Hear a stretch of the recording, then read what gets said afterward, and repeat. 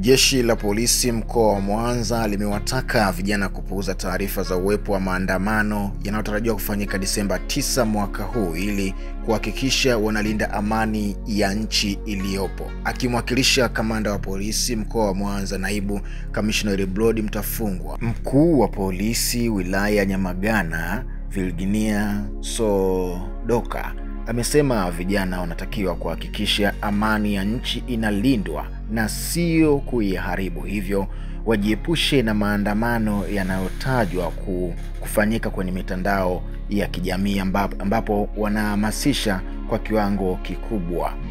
Kwa upande wao, baadhi ya madereva bodaboda wa kata ya Mbugani, kata ya Buhongwa huko, wamesema kwamba wapo tayari kulinda amani ya nchi na kwamba watajihusisha katika kulinda amani wala hawatajihusisha katika maandamano yanayotarajiwa kuwepo Disemba 9 mwaka huu.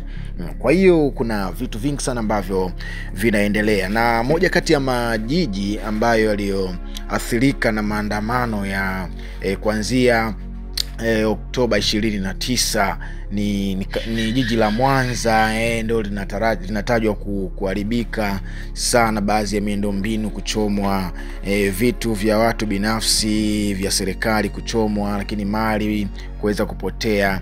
Lakini pia jiji la Dar es Salaam pia na lenyewe pia limehusishwa huko.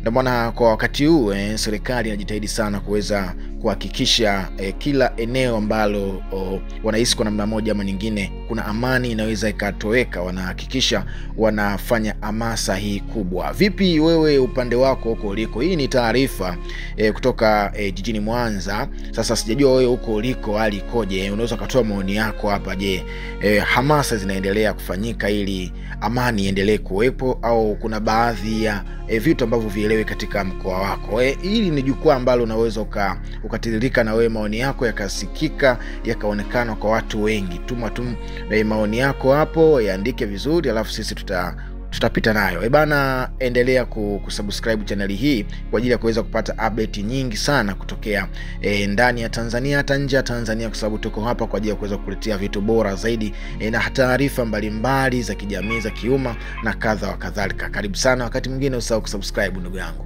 Bye bye.